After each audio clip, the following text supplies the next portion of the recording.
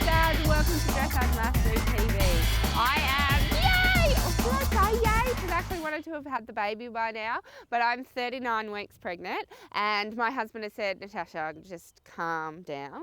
You're not going to make it. So we're actually going to film the next 3 weeks, because I'm sure the baby can't live in there forever. So that'll at least cover me for 39, 40 and 41 weeks. And then my next video will be, yay, you can meet Tyler. So that's where we're at. So I thought today, because I'm not riding, we would do a video with Montana on how to do really, really cool, effective, awesome walk canter transitions. So we'll get into that now. Okay, so the first thing you've got to think about to have a successful walk canter transition is it all comes from the walk.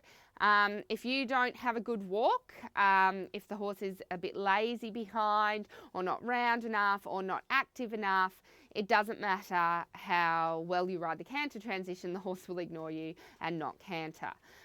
So the horse almost has to be thinking piaffe. And if you have a hot horse, that's pretty easy to do. The minute you're in medium walk, the horse is going, ooh, ooh, what's happening, what's happening?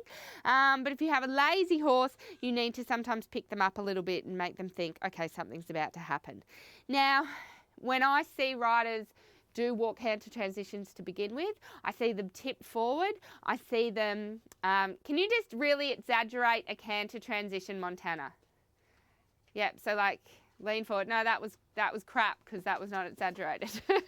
That's all right. Just come back to walk. So how I see riders do it is sometimes they really tip forward and they're expending all this energy to do a canter transition, and they actually lean forward so that the seat is out of the saddle, and the horse just goes, you know, they kind of like sit like a jockey, and the horse goes, what are you doing up there?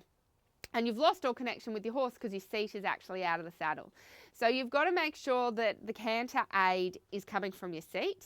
It barely comes from your leg. Yes, your outside leg is slightly back, or if you use the system to ask your horse to canter from inside leg, yes, it's doing that. But mainly it's the seat that scoops the horse in that moment of suspension when the horse is walking, and says, instead of the next step being walk, I want the next step of the canter to be, the next step you make to be canter. Now, the first footfall of a horse cantering is the outside hind leg. So you want to ask for the canter when the outside hind leg is just about to come into the air. So as I said, that it doesn't then do a walk step, it does a canter step instead. Now, that can be really hard. That's sciencey and technical, and if I tried to do that when I was riding, I would probably almost always stuff it up, because by the time you felt that the outside hind leg is in the air, and then by the time you've asked for canter, the outside hind leg has completed his step and you're way out of sync. So actually the best way to do it is you will feel it. This is where it comes back to riding. You've just got to trust what you feel. And you'll feel the right moment of when you should ask for the canter. And if you don't, it won't work, which is fine. And guess what? You get to practice again and again and again and again. So Montana, when you're ready, I just want you to make sure she's hot, make sure she's thinking what's about to happen, and then a beautiful canter transition. Yep, that wasn't beautiful. Back to walk. And we will do canter walk transition. So just back to trot, then back to walk. Straight away. So if walk, trot, walk. If I get a transition that I'm not happy with, the horse is brought back straight away, so the horse knows that's not the answer. So she was just a little free in front, and she did like an almost a half trot step. So collect more, collect the walk more, collect, collect, collect, and then seat, canter. Nope, trot, walk, walk, walk. Did you feel it? Yeah. So Montana said, yes, I did. And I go, well, why did you keep riding? And you're exactly like where I was. Again, there's such a time lag delay in your brain when you go, oh, it's not right. Oh, I'm cantering. Oh, I have to stop. You've got to be quick. Either you feel that the horse has just done exactly what you wanted, and if you don't feel that, back to walk. Yeah, walk, walk, walk, and off you go. Beautiful.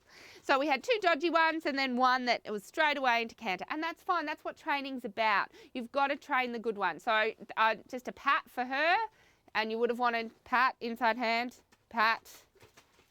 Yeah, you've got to tell the horse. You always tell the horse when it does it wrong. You've got to tell the horse when it does it right. So the minute she reacted straight away to the leg and the seat, I would have gone, yeah, that's what I'm after. So back to trot and back to walk.